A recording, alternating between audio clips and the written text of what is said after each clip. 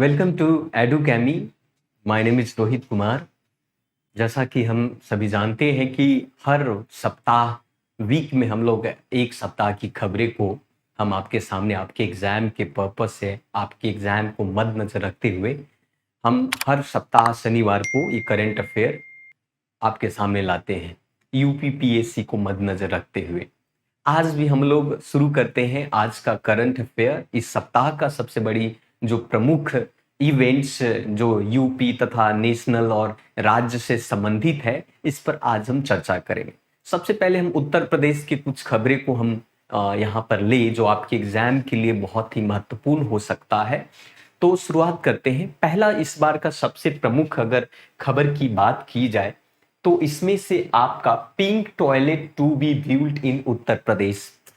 उत्तर प्रदेश की बात अगर की जाए तो आप सभी को पता है कि जिस प्रकार से बीजेपी की सरकार फिर से उत्तर प्रदेश में बन चुकी है और बीजेपी की सरकार ने लोक कल्याण संकल्प पत्र 2022 के तहत उन्होंने वादा किया था कि उत्तर प्रदेश में पिंक टॉयलेट बनाने की बात उन्होंने की थी।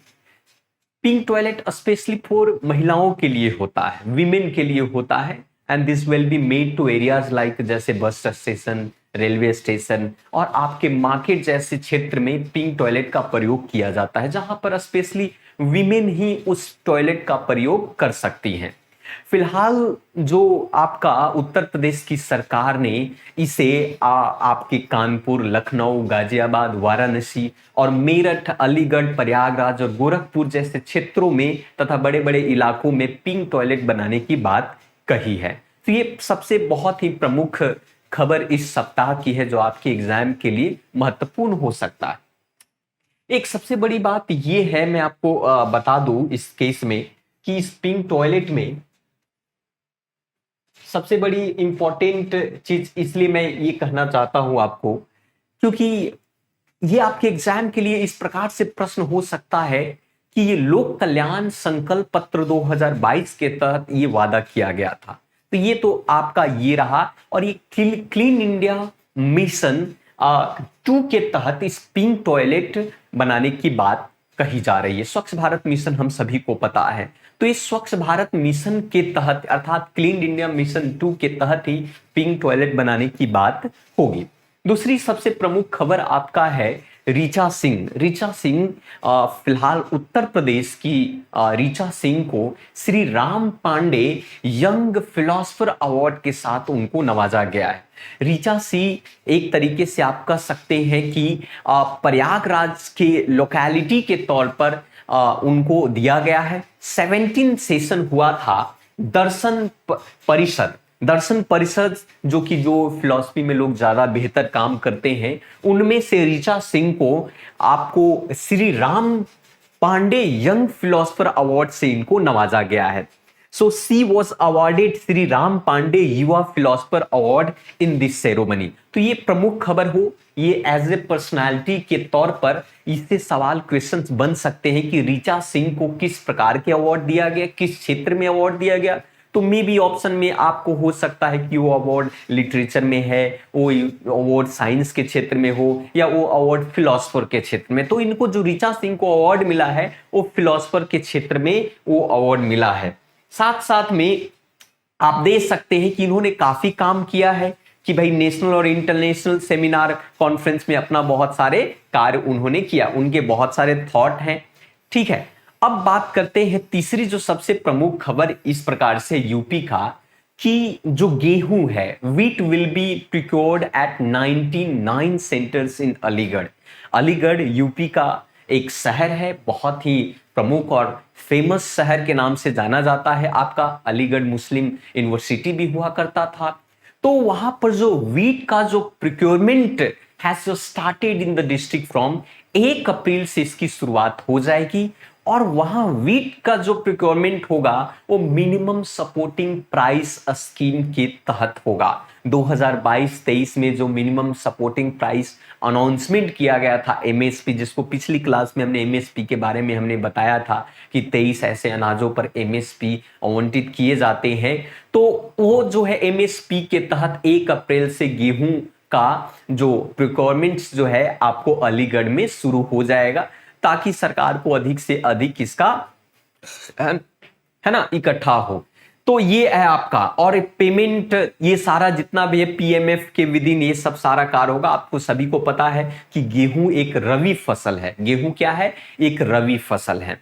चलिए ये हो सकता है। तीसरी जो सबसे प्रमुख खबर है आपका यूपी का, कि जो हमारे चीफ मिनिस्टर ऑफ यूपी है योगी आदित्यनाथ, जो कि दूसरी बार उत्तर प्रदेश की गवर्नमेंट को उन्होंने संभाला है। तो चीफ मिनिस्टर योगी आदित्यनाथ ने उन्होंने एक लॉन्च किया है जिसका नाम है, कैंपेन लॉन्च किया है जिसका नाम है स्कूल चलो अभियान।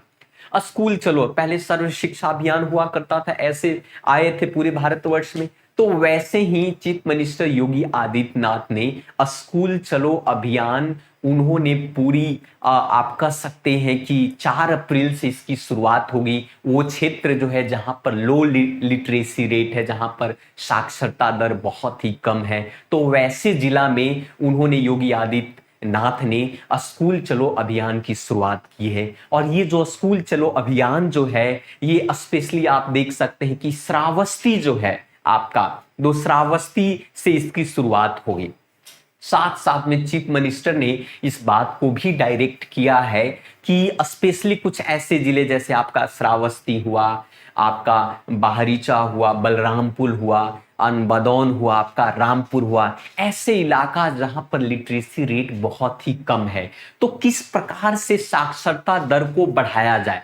तो इस कैंपेन के माध्यम से साक्षरता दर में वृद्धि हो, इसलिए योगी आदित्यनाथ ने स्कूल चलो अभियान की शुरुआत उन्होंने की है। और साथ साथ उन्होंने ये भी कहा है कि ऑपरेशन आपका कायाकल्प, ऑपरेशन कायाकल्प के तहत जो बेसिस एजुकेशन काउंसिल है उसमें सभी स्कूलों में ये इंस्ट्रक्शन को जारी किया है, तथा साथ साथ में ताकि पढ़ाई लिखाई बहुत ही बेहतर हो, इसके लिए उन्होंने स्कूल के प्रत्येक स्कूल में जैसे आपका drinking water, toilet, smart classes, furniture, इन सभी की व्यवस्था संपूर्णता के साथ वो करवाने की आश्वासन उन्होंने दिया है। तो 4 अप्रैल से स्कूल चलो कैंपेन की शुरुआत यूपी में होने जा रही है। ये भी आपका इस वीक की सबसे प्रमुख खबर में से ये भी है आपका एक कि Swadesh Darshan train to run from the Gorakhpur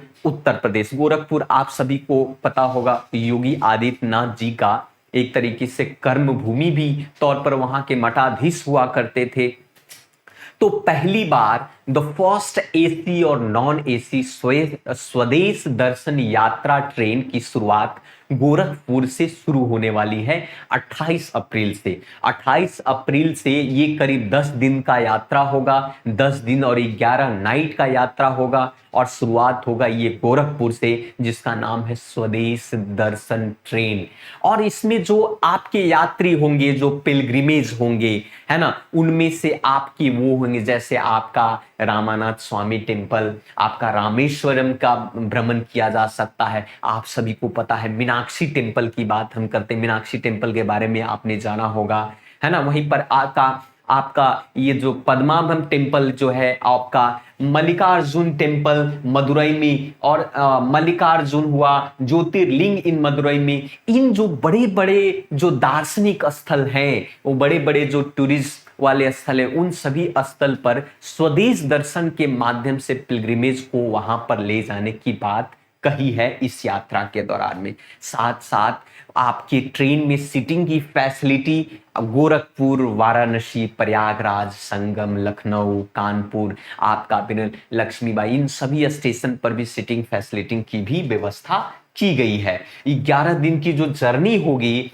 और उसका जो fare of the one of the journey has been capped to 28,754 AC coach के लिए एंड 20,444 स्लीपर क्लासेस के लिए उन्होंने इस प्रकार के फेयर का आयोजन उन्होंने किया है, और पूरी दर्शन वहां पर करवाया जाए। तो स्वदेश दर्शन ट्रेन ये सबसे प्रमुख है। कहां से चलेगा? आपका गोरखपुर से चलेगा। कौन सी सरकार चला रही है? आपका यूपी गवर्नमेंट के द्वारा आपको जो प्रमुख टूरिस्ट प्लेस है वहां पर ये भ्रमण करवाए जाएंगे।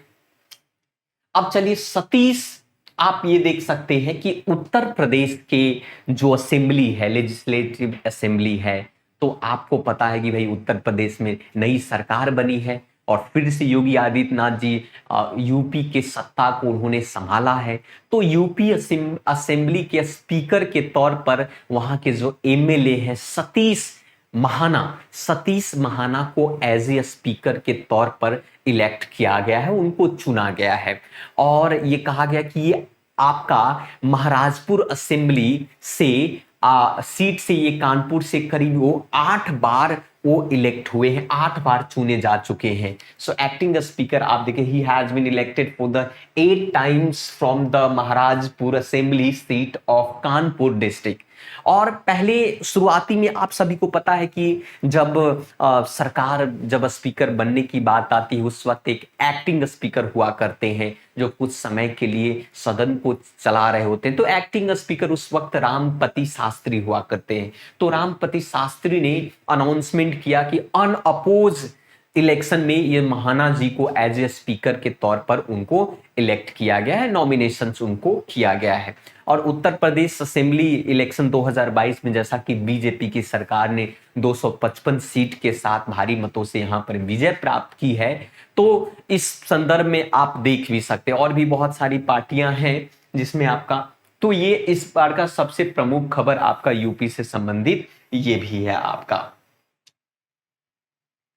उत्तर प्रदेश के ही प्रमुख खबर में से एक सबसे बड़ी खबर ये भी है कि जो कॉन्स्टिट्यूशन है आपका, schedule tribes order amendment bill 2022 को लोकसभा में पास किया गया है। द कॉन्स्टिट्यूशन शेड्यूल ट्राइब से संबंधित अमेंडमेंट बिल को 2022 में लोकसभा में पास किया गया है। इस बिल का जो मेन मकसद है कि जो ट्राइबल कम्युनिटी है, ट्राइबल कम्युनिटी जो कि आप सभी को पता हुआ है आपको कि उत्तर प्रदेश के न्यूली क्रिएटेड डिस्ट्रिक्ट है, उनमें list of the scheduled tribe community का उन्होंने यहां पर बनाने की बात कही है। और ये जो ट्राइबल्स हैं आप देख सकते हैं, गोंड हुआ, धुरिया है, नायक है, ओझा हुआ, पथरी हुआ, राजगोंड कम्युनिटी, ये सभी लोग शेड्यूल्ड ट्राइब्स में आते हैं। तो इन शेड्यूल्ड ट्राइब्स में ये लोग आते हैं, इनको शेड्यूल्ड ट्राइब्स के लिस्ट में रखने की बात की गई है। इसीलिए लोकसभा के अंदर में एक बिल लाया गया जिसका नाम है constitution scheduled tribes order amendment bill 2022 लाया गया है ना। और उत्तर प्रदेश के कुछ न्यूली क्रिएटेड डिस्ट्रिक्ट है, उनके शेड्यूल्ड ट्राइब्स को इस लिस्ट के अंदर में डालने की बात कही गई है।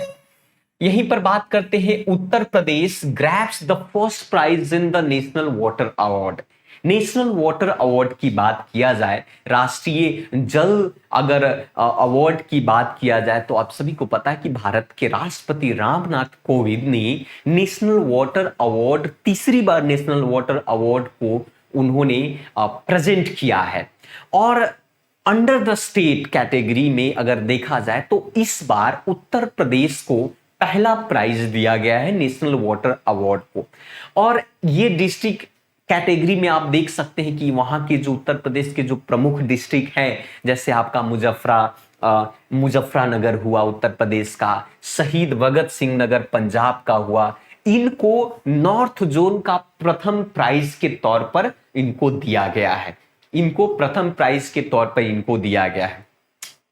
और वहीं पर अगर हम बात करें कि under the best industry for the corporate social responsibility activity category में आपका धर्मपाल सत्यपाल नोएडा उत्तर प्रदेश ने भी फर्स्ट प्राइज यहां पर आपको देखने को मिलता है, उन्होंने भी फर्स्ट प्राइज को जीता है।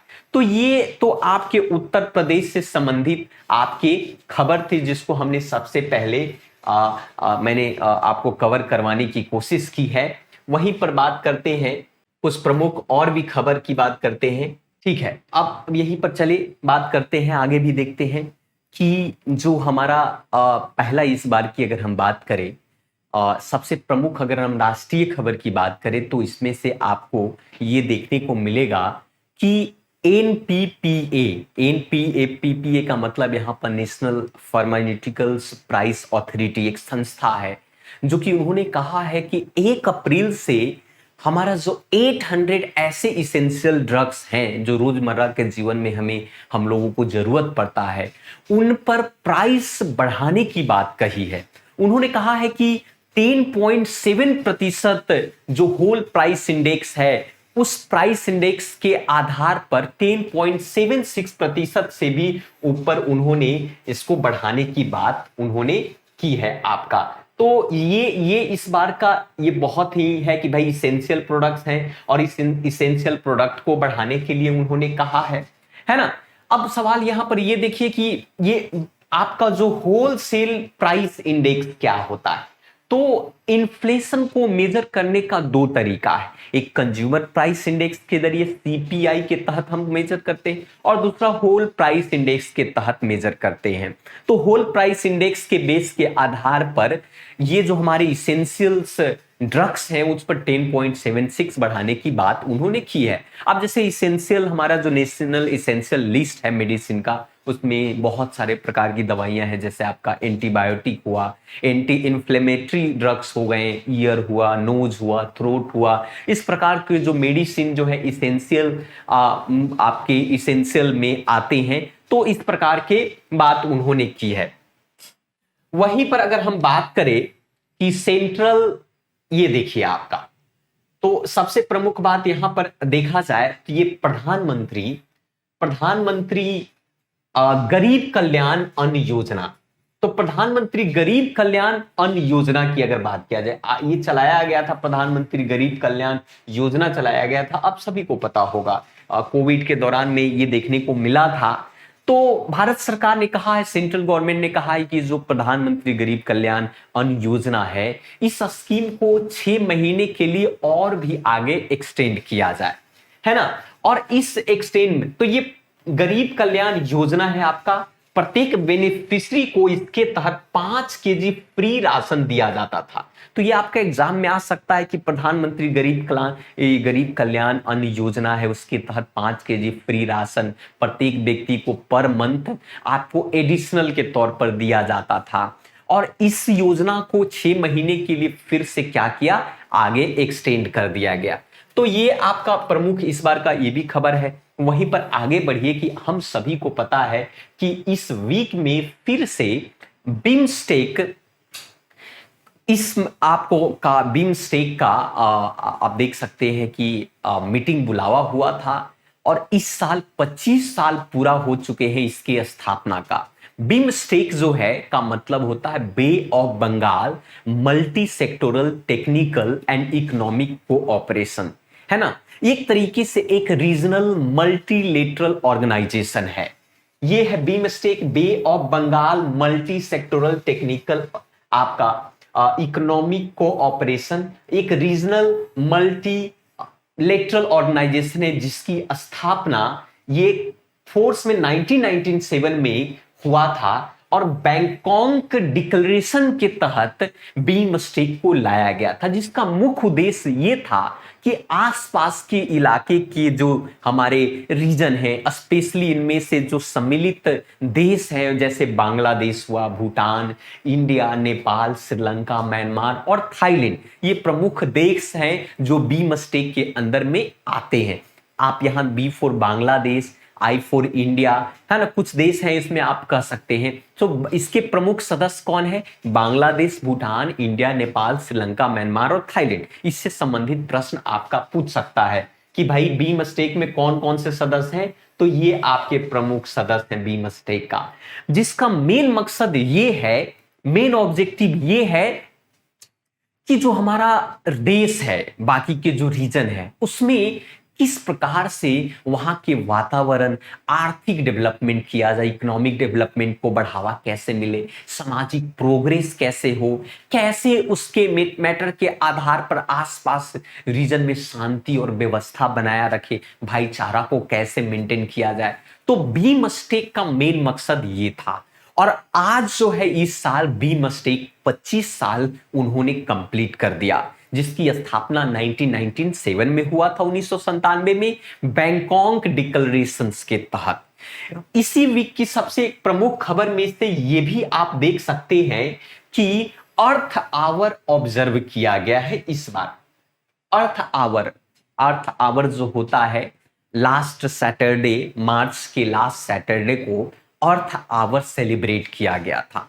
अर्थ आवर सेलिब्रेट में कहा जाता है 26 मार्च 2022 को 8:30 पर ये अर्थ आवर दिवस मनाया गया था, जिसको पृथ्वी है ना मनाया जाता है, जिसका मेन मकसद ये होता है कि किस प्रकार से वातावरण की समस्याओं से पृथ्वी जो हमारा प्लेनेट है उस प्लेनेट को सुरक्षा प्रदान किया जाए, है ना।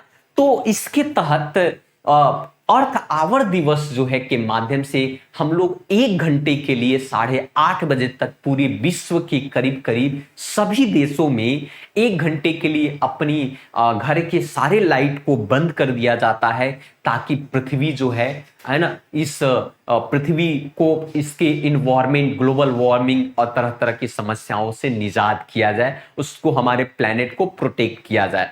ये जो अर्थ आवर है ये ऑर्गेनाइज की जाती है वर्ल्ड वाइड फंड के द्वारा। वर्ल्ड वाइड फंड एक संस्था है, उस संस्था के द्वारा इसको आपको ऑर्गेनाइज किया जाए। इस साल का जो थीम था अर्थ आवर दिवस का वो था save our future. Save our future. तो हो सकता है इससे प्रश्न पूछ सकता है कि अर्थ का इस साल का ये आपका क्या था थीम। तो सेव आवर फ्यूचर इस बार का थीम था। और किसके द्वारा ये सेलिब्रेट किया जाता है, ऑर्गेनाइज किया जाता है? तो वर्ल्ड वाइड फंड के द्वारा किया जाए, WWF के द्वारा, है ना, WWF के द्वारा किया जाता है। चलिए नेक्स्ट हम चलते हैं कि इंडिया ने सक्सेसफुली, सफलतापूर्वक MRSM मिसाइल को कि जो आर्मी का टेस्ट फायर उन्होंने किया। MRSM जो मिसाइल है जिसका फुल फॉर्म होता है medium range surface to air missile. और ये जो medium range surface to air missile एक तरीके का आप कह सकते हैं एक सिस्टम है जो कि हाई स्पीड एरियल को डिस्ट्रॉय कर सकता है तथा किसी भी प्रकार के जो हाई एक्यूरेसी वाले डेमोन्स्ट्रेटिंग टारगेट को हिट कर सकता है ना। तो इसको सफलतापूर्वक इसका परीक्षण किया गया, है ना, सफलतापूर्वक इसका परीक्षण किया गया। It was a flight test in the full operations configurations from the launching complex third of the integrated test range Chandipur, Orissa में एक स्थान है चांदीपुर जहां पर आपको लॉन्च किया जाता है। अब ये जो हमारा अब किस संस्था के द्वारा ये मिसाइल बनाया गया है, तो हमारा डिफेंस रिसर्च डेवलपमेंट ऑर्गेनाइजेशन जिसको आप DRDO कहते हैं तथा इजराइल एरोस्पेस इंडस्ट्री, ये दोनों मिलकर इस मिसाइल को कोलैबोरेटिवली तौर पर इस मिसाइल को बनाया है। इस वीक की एक सबसे प्रमुख खबर ये भी है आपका कि लोकसभा के अंदर में मिनिस्ट्री ऑफ होम अफेयर ने एक बिल इंट्रोड्यूस किया था जिसका नाम था क्रिमिनल प्रोसीजर आइडेंटिफिकेशन बिल 2022। सो क्रिमिनल प्रोसीजर आइडेंटिफिकेशन बिल 2022 को लोकसभा के अंदर में इसको लाया गया था। ये जो बिल है आपका, पहले एक बिल हुआ करता था आइडेंटिफिकेशन ऑफ प्रिजनर एक्ट 1920। वो आइडेंटिफिकेशन ऑफ प्रिजनर एक्ट 1920 के ही स्थान पर ये बिल को लाया गया है।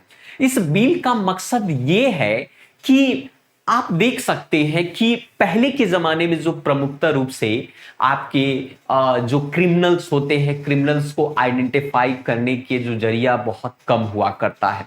आज जो क्रिमिनल के कैटेगरी में जो होगा आर्टिकल 22 के अंदर में आने वाले या 20 के अंदर में आने वाले, so it will be now include कि अब जो क्रिमिनल है अपना पाम प्रिंट इंप्रेशन दे सकता है, रेटिना के स्कैन दे सकता है, बायोलॉजिकल सैंपल उससे लिया जा सकता है और उसको स्टोर किया जा सकता है, ताकि फ्यूचर में अगर ऐसी स्थिति उत्पन्न हो तो क्रिमिनल को पकड़ना आसान होगा, है ना। कोई भी क्रिमिनल अगर इसे पता है कि भाई इसको प्रिवेंटिव तौर पर इसके बारे में हमें पता है कि ये क्रिमिनल है और कोई घटना होती है और उसका डेटा अगर सरकार के पास पहले से है मिनिस्ट्री के अंदर में और कोई ऐसा एविडेंस आपको उस घटना स्थल पर मिलता है तो उसको आसानी से मैच किया जा सके और डायरेक्ट उस क्रिमिनल को पकड़ा जा सके। तो क्रिमिनल प्रोसीजर आइडेंटिफिकेशन बिल 2022 को यहां पर लाया गया है। पिछले वीक में भी हमने आपको एक प्रमुख खबर बताया था कि लोकसभा ने जो Delhi municipal corporations amendment bill 2022 को लोकसभा ने पास किया है। हमने कहा था कि जो 3 म्युनिसिपल कॉर्पोरेशन है दिल्ली के अंदर में, साउथ, नॉर्थ और ईस्ट, इन तीनों को आपस में मर्ज किया जा रहा है और एक बनाया जा रहा है, और इसके नंबर ऑफ सीट्स जो एमसीडी के अंदर में, उसको भी मर्ज करके 250 तक उसको फिक्स कर दिया गया। 250 से आगे इसको बढ़ाया नहीं जा सकता है। आप सभी को पता है कि एमसीडी वाज ट्राइफर्केटेड इन 2012, जब शीला दीक्षित जी की सरकार थी, तो कांग्रेस गवर्नमेंट, शीला दीक्षित की जब गवर्नमेंट थी, तो उस वक्त उन गवर्नेंस के दौरान उसको डिसेंट्रलाइज किया गया था और एमसीडी को 3 भागों में यहां डिवाइड किया था। पर इस बार फिर से उसको क्या किया, उसको मर्ज कर दिया। ये पिछले बार भी हम लोगों ने इस पर देखा था, इस खबर को। ये भी देखिए आपका सबसे प्रमुख है कि भाई scientists have discovered 2 microplastic in the human blood for the first time. आपको एक डच स्टडी आपने पब्लिश किया है इन्वायरमेंट इंटरनेशनल जर्नल के अंदर में, कि कुछ ऐसे 22 एनोनोमस सैंपल में देखे गए हैं कि जो हेल्दी वॉलंटियर्स हैं उसमें माइक्रोप्लास्टिक जो 80% से ज्यादा उसमें देखने को मिला है आपका। तो जैसे हम लोग ज्यादातर बहुत सारे हैं कि half of the blood sample ये दिखाता है उसके अंदर में कि उसमें आपको माइक्रो प्लास्टिक है। हमारे ड्रिंक बोतल, हम लोग बोतल से पानी पीते हैं तो उसमें भी कभी कभी हमारे शरीर के अंदर में माइक्रो प्लास्टिक वो चला जाता है। तो जब को रिसर्च में जब पता किया तो पता चला कि ब्लड में भी वो माइक्रो प्लास्टिक, मनुष्यों के ब्लड में भी वो देखने को मिला। So it is a warning that कि प्लास्टिक जो आपके particles could also the making their way into the organs, हमारे शरीर के ऑर्गन्स में भी आपको माइक्रोप्लास्टिक के हिस्से हमारे बॉडी में हो सकता है। तो बेटर है कि अपने आप को प्रिवेंटिव मोड में रखा जाए कि भाई माइक्रोप्लास्टिक जैसे कोई भी प्लास्टिक के बॉटल है उससे पानी आपको न पिया जाए। तो इस प्रकार के बहुत सारे थिंग्स देख सकते हैं। यहीं पर इस बार का सबसे प्रमुख एक और भी है कि आप देख सकते हैं, आपको पता है कि श्री जगदीश धांकर ये आपके governor of West Bengal, Shri Jagdish Dhangar governor of West Bengal ने, बंगाल के गवर्नर है, उन्होंने आईआईटी खड़गपुर में जो परम शक्ति सुपर कंप्यूटर, हमारा सुपर कंप्यूटर जिसका नाम परम शक्ति है, सो परम शक्ति आपको पता है कि हमारा सुपर कंप्यूटर है और इसको डेवलप किया गया था नेशनल सुपर कंप्यूटिंग मिशन के तहत इसको डेवलप किया गया था इस कंप्यूटर को। और जो कि ये शुरुआती था आपका Ministry of electronics and information technology और हमारा जो department of science and technology, ये दोनों मिलकर ये नेशनल सुपर कंप्यूटिंग मिशन के तहत इसकी डेवलपमेंट की थी। तो उन्होंने कहा कि जो परम शक्ति है, परम शक्ति इज एक तरीके से पेटा स्केल सुपर कंप्यूटर है जिसके अंदर में कैपेबिलिटी होती है कि 10 के पावर 15 फ्लोटिंग पॉइंट ऑपरेशन पर सेकेंड तक भी ये वर्क कर सकता है, उसको कैलकुलेट कर सकता है। वो मेजरमेंट डेटा है उनका। तो वो श्री जगदीश धांकर जी जो है उसका वहां पर उन्होंने सुपर कंप्यूटर को इनॉग्रेशन किया है आईआईटी खड़गपुर में। इसको क्या किया गया, इंस्टॉल किया गया है। एक तरीके से कह सकते हैं कि ये कंप्यूटर आपका it use to accelerating the research and development to activity in the multidisciplinary domains of the computations and the data science में ये किया जा सकता है। तो ये भी आपका सबसे प्रमुख खबर है। याद रखिएगा कि भारत का सबसे बड़ा, सबसे शक्तिशाली कंप्यूटर है जिसका नाम है परम शक्ति। परम शक्ति को कहां इंस्टॉल किया गया है, आईआईटी खड़गपुर में इंस्टॉल किया गया है। किनके द्वारा इनॉग्रेशन किया गया, तो वेस्ट बंगाल के गवर्नर हैं श्री जगदीश आपका धांकर। ठीक है, अब चलिए एक सबसे और भी प्रमुख खबर है आपका कि decentralised waste management technology park की शुरुआत की गई है ईस्ट दिल्ली के अंदर में। ईस्ट दिल्ली में आपका न्यू जफराबाद है, वहां पर आपको वेस्ट मैनेजमेंट टेक्नोलॉजी पार्क बनाया जा रहा है। और इस पार्क का जो पायलट प्रोजेक्ट ये है कि एंड टू एंड आपका वेस्ट मैनेजमेंट के लिए एंड टू एंड समस्या का समाधान ढूंढेगा। जिसका मुख्य मकसद ये है, मेन मकसद ये है कि किस प्रकार से हमें जीरो वेस्ट, जीरो एनर्जी और जीरो लैंडफिल लाया जाए। इस टेक्नोलॉजी के तहत आप देख सकते हैं, इस टेक्नोलॉजी के तहत स्पार्क में on site processing of the fresh municipal solid waste होगा। और इस पायलट प्रोजेक्ट के तहत आप देख सकते हैं कि इसके अंदर में आपको 5 टेक्नोलॉजी का प्रयोग किया जाएगा। ये 5 टेक्नोलॉजी है आपका जयपर, आपका plasma pyrolysis unit, Enviro Rise RA1100 gasifier और आपका Johkasou STP standard temperature places. ये 5 प्रकार के जो प्रमुख पॉइंट हैं, इससे ये वेस्ट मैनेजमेंट टेक्नोलॉजी पार्क में डिसेंट्रलाइज इसको किया जाएगा। तो ये दिल्ली के अंदर में, ईस्ट दिल्ली के अंदर में आपको देखने को मिलता है।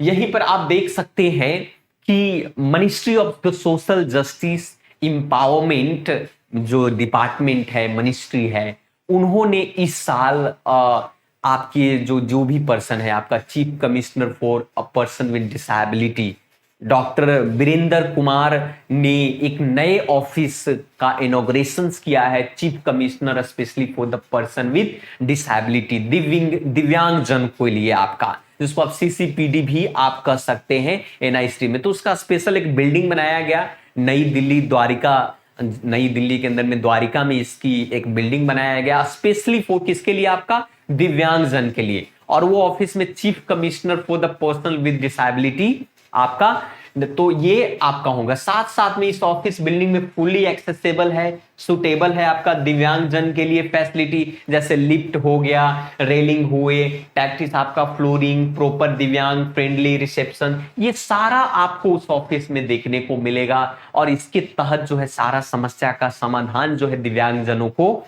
आपको देखने को मिलेगा। जैसे इलेक्शन, चीफ इलेक्शन कमीशन होता है, वैसे chief commissioner for the specially person with disability. और एक किस डिपार्टमेंट के अंदर आता है, तो ministry of social justice empowerment के अंदर में ये आता है आपका। फिर आप देखिए सबसे प्रमुख आपका हॉर्नबिल का पक्षी होता है, तो हॉर्नबिल नेस्ट एडॉप्शन प्रोग्राम चलाया जा रहा है।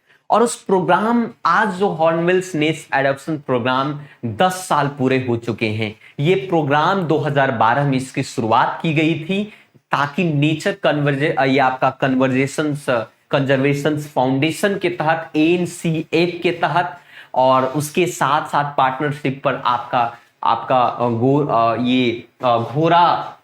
घोरा एबे सोसाइटी वाले थे, है ना। ये अरुणाचल प्रदेश के फॉरेस्ट डिपार्टमेंट भी इसका एक हिस्सा हुआ करता था। ये स्पेशली इसका मकसद ये है कि कम्युनिटी बेस्ड प्रोग्राम ये था, ताकि इसको कंजर्वेशन किया जाए। मतलब कि वहां के जो अरुणाचल प्रदेश में जो हॉर्नबिल्स जो पक्षी है, उस हॉर्नबिल पक्षी के जो नेस्ट घोंसले होते हैं, उस घोंसले को ट्राइबल विलेज उसको सुरक्षा प्रदान करते हैं। तो याद रखिएगा कि ये हॉर्नबिल आपका फेस्टिवल भी अरुणाचल प्रदेश में सेलिब्रेट किया जाता है। और ये जो फॉरेस्ट, आपको पता है अरुणाचल प्रदेश का एक सबसे प्रमुख आपका टाइगर रिजर्व है, जिसका नाम है पैका टाइगर रिजर्व। तो ये भी याद रखिएगा कि पैका टाइगर रिजर्व जो है अरुणाचल प्रदेश के अंदर में है आपका पैका टाइगर रिजर्व। तो इससे भी संबंधित सवाल आपके बन सकते हैं। एक और भी सबसे प्रमुख खबर कि हमारा जो मिनिस्ट्री ऑफ आयुष है और वर्ल्ड हेल्थ ऑर्गेनाइजेशन, इन दोनों ने एक मेमोरेंडम साइन किया है होस्ट कंट्री के साथ। और उसमें कहा है कि भाई हमारा जो ट्रेडिशनल मेडिसिन है, उस ट्रेडिशनल मेडिसिन को कैसे बढ़ावा दिया जाए।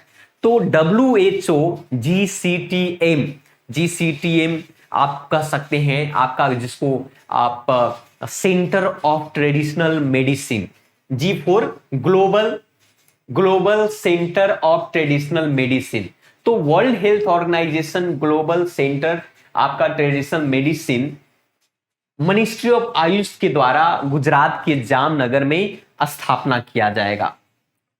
और ये जो आयुष सिस्टम है ये आपका, ये प्रोवाइड टू ग्लोबल हेल्थ के लिए, इसमें हमारा जो ट्रेडिशनल मेडिसिन होंगे, उस ट्रेडिशनल मेडिसिन को बढ़ावा दिया जाए। जैसे आपका आयुर्वेदा हुआ, होम्योपैथी हुआ आपका, है ना।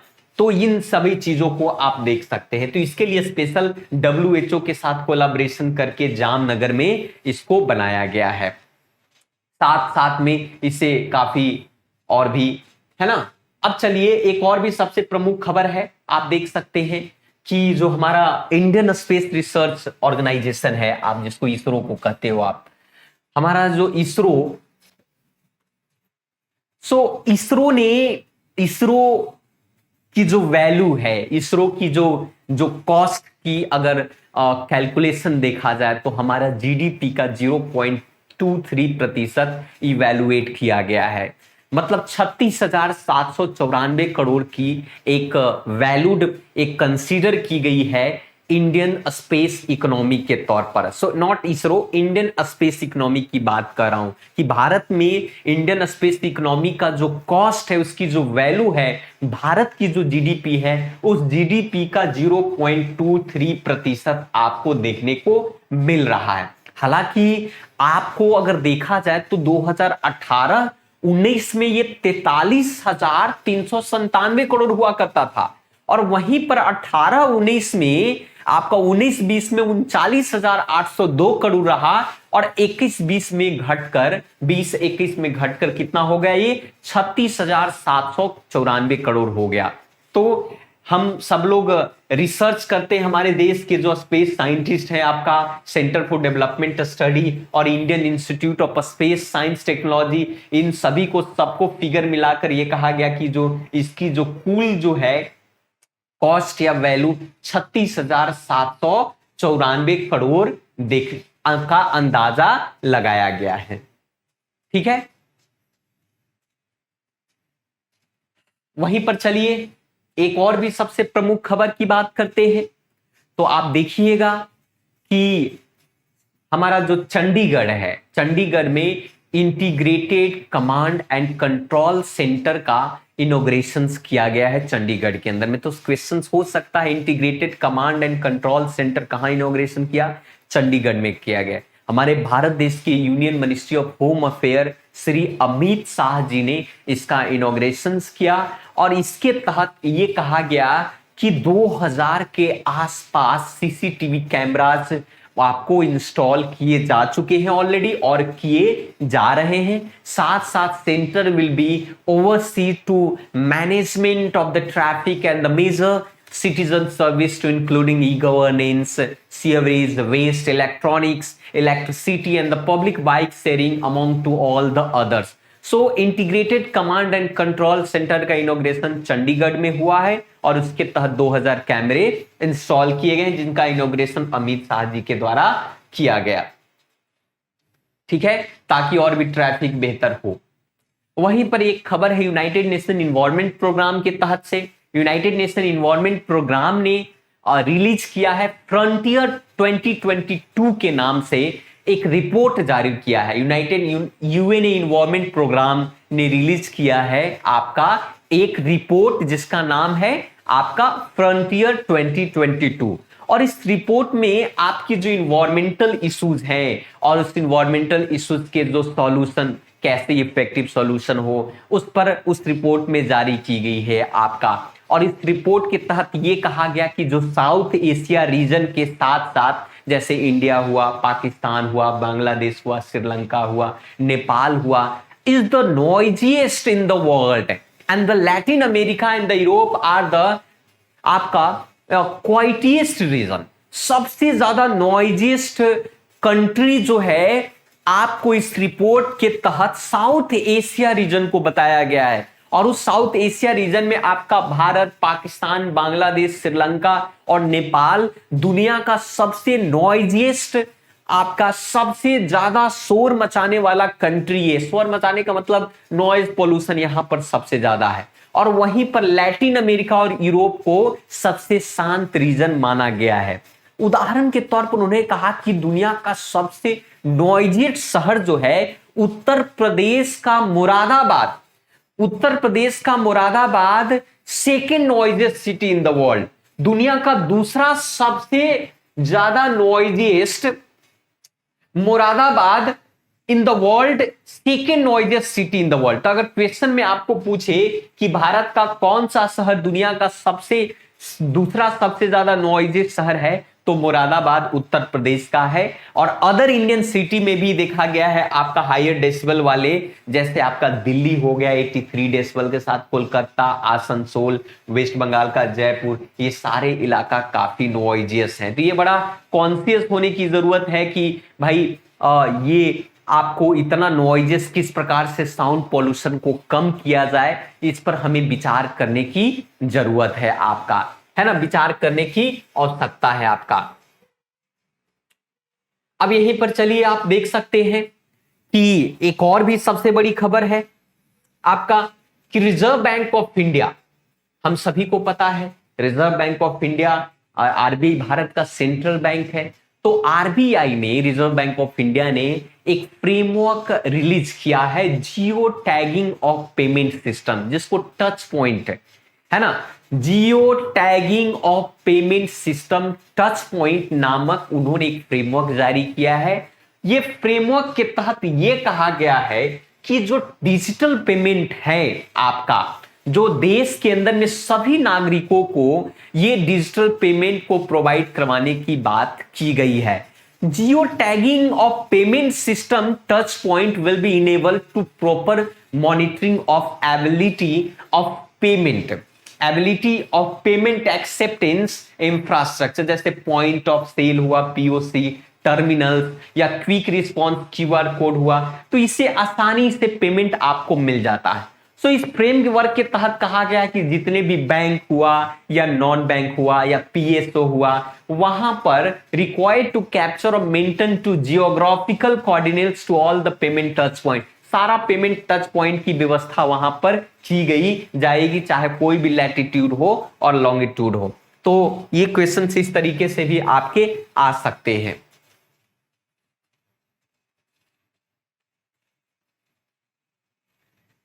ये देखिए आप, ये सबसे प्रमुख खबर है आपका कि वरुण, अब वरुण जो है याद रखिएगा हमारे यहां का एक बायलिटरल नेवल एक्सरसाइज है भारत और फ्रेंच नेवी के बीच में।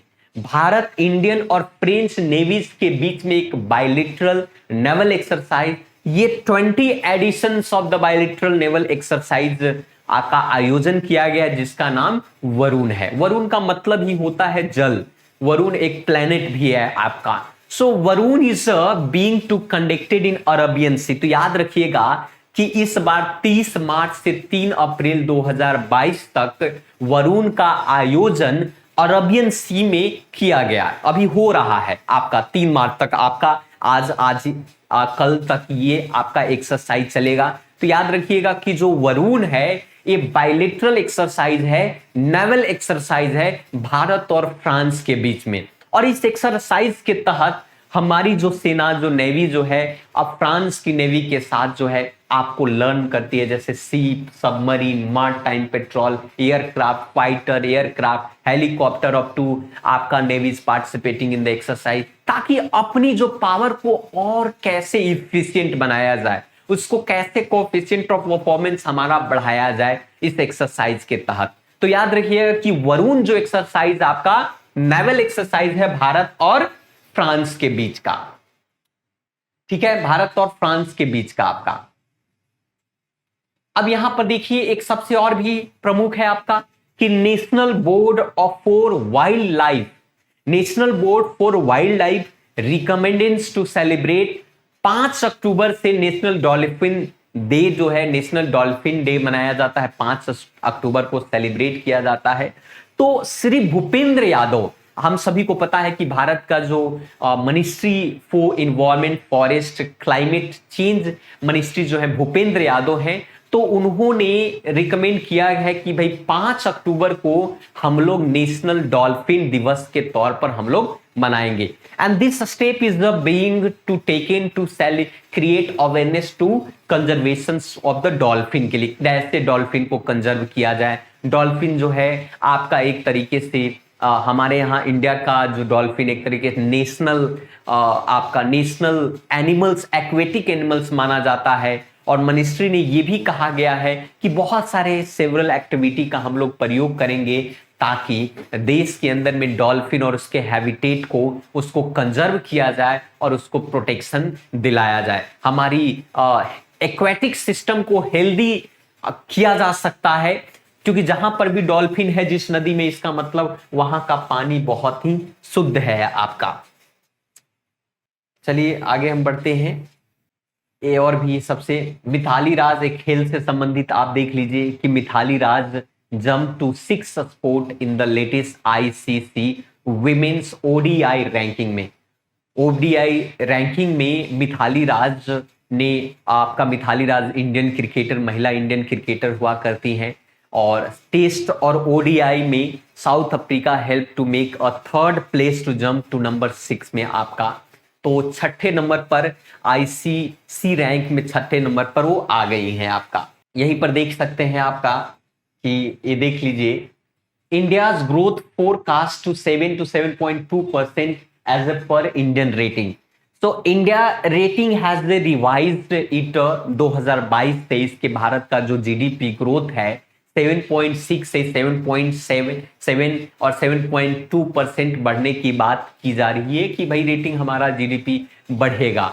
तो जिस प्रकार से यूक्रेन और रसिया के बीच में कॉन्फ्लिक्ट चल रहा है, इसके बावजूद भी भारत के अर्थव्यवस्था पर भी इसका असर पड़ा है।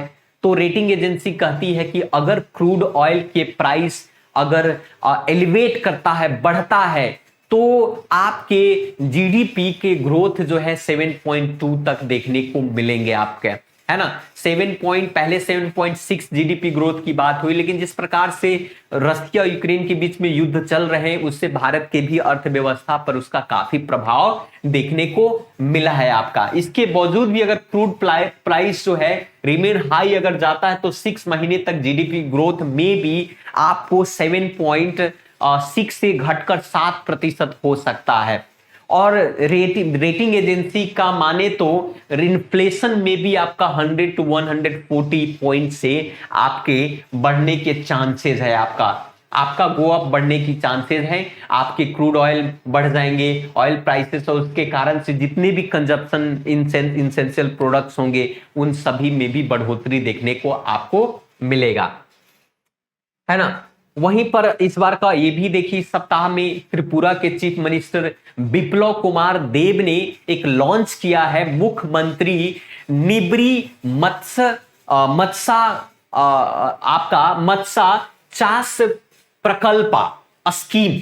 और ये जो मुख्यमंत्री निब्री मत्सा कैश चास प्रकल्पा वाज लॉन्च इन अगरतला के अंदर में, मणिपुर की अगरतला में लॉन्च किया गया है। और इसका मेन मोटिव ये है कि किस प्रकार से बायोफ्लॉक फिश कल्चर, मछलियों के अंदर में आपका first culture on the large scale पर इसको बढ़ावा मिले।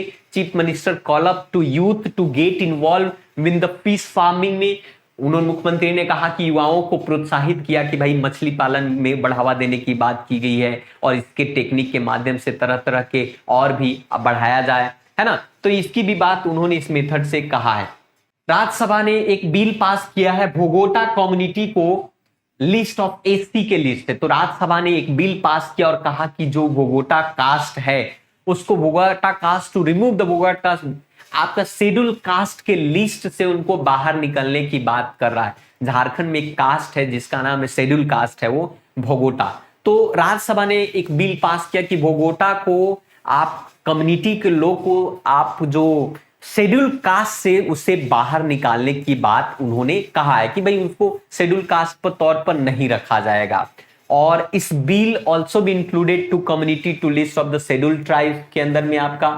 तो कॉन्स्टिट्यूशन में जो schedule caste schedule tribes order amendment bill 2022 में भी पास किया गया था वोटिंग के जरिए आपको। तो ये भी इस साल का आपका ये रह सकता है, मे भी आपका प्रश्न इससे पूछ सकता है आपका। ये देखिए आपका श्री किरेन रिजिजू जो है, ministry of law and justice मंत्रालय इनके हाथ में है। उन्होंने एक लॉन्च किया है नया वेबसाइट लॉन्च किया है उन्होंने, न्यू वेबसाइट उन्होंने। और ये इनमें के तहत कहा गया है कि भाई to provide to citizens a one step platform for all digital initiative of the department. So जो new website is launch on AS3WAAS news जो वेबसाइट है ये आपका AS3WAAS आपका ये प्लेटफॉर्म जिसको बोलते हैं एस फॉर सिक्योर, AS3 का मतलब secure, scalable and Sugamya website as a service.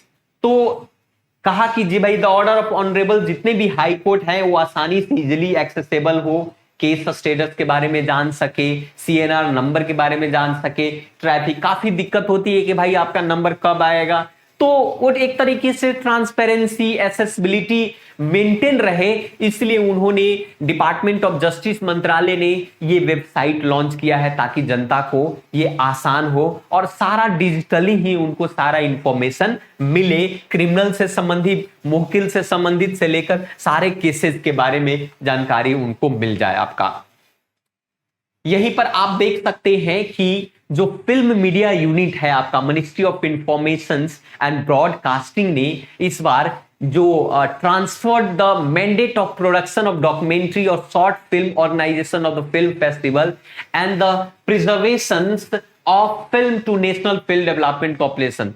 तो NFDC जिसको आप नेशनल फिल्म डेवलपमेंट कॉर्पोरेशन कहते हैं, एक तरीके से PSU की तरह काम करती है मिनिस्ट्री ऑफ आपका ब्रॉडकास्टिंग डिपार्टमेंट के अंदर में। तो उन्होंने कहा कि जो फिल्म मीडिया यूनिट है उस film media unit with the national Film development के साथ उसको मर्ज करने की बात चल रही है, और कहा कि और भी हम फिल्म के प्रोडक्शन को बेहतर करें, इसलिए इन सभी को मर्ज करने के लिए उन्होंने एक कदम उठाया है।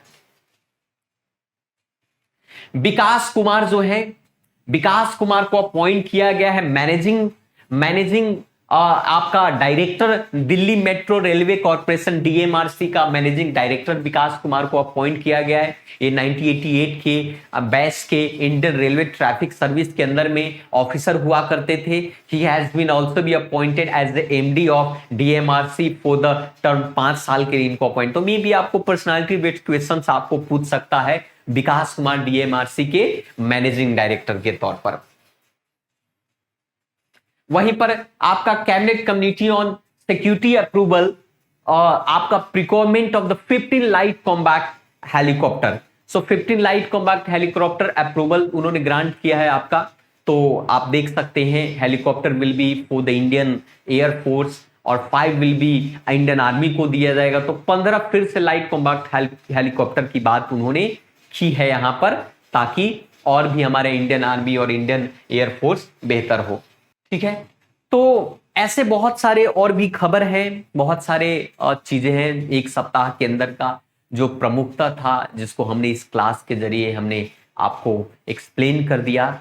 और फिर से हम आपको एक सप्ताह की जो प्रमुख खबरें हैं उसको जो एग्जाम के पर्पज से बहुत ही महत्वपूर्ण है उसको हम नेक्स्ट वीक में हम फिर से हम डिस्कस करेंगे। तो आज के लिए हम इतना ही रखते हैं। Thank you very much. और इसी प्रकार के जो करंट अफेयर के सेशन, करंट अफेयर जो साप्ताहिक करंट अफेयर को आपको जानकारी के लिए, आपके एग्जाम के लिए जो महत्वपूर्ण हो उसके लिए आप इस प्लेटफॉर्म के बेल आइकन को आप प्रेस करें, इसको आपको एडुकेमी के यूट्यूब चैनल को आप सब्सक्राइब करें, ताकि इसी प्रकार का नोटिफिकेशंस और आपकी जानकारी मिलती रहे और आपके एग्जाम के लिए बेहतर हो। तो थैंक यू वेरी मच, धन्यवाद। फिर से नेक्स्ट वीक में हम आपको मिलते हैं। Thank you very much.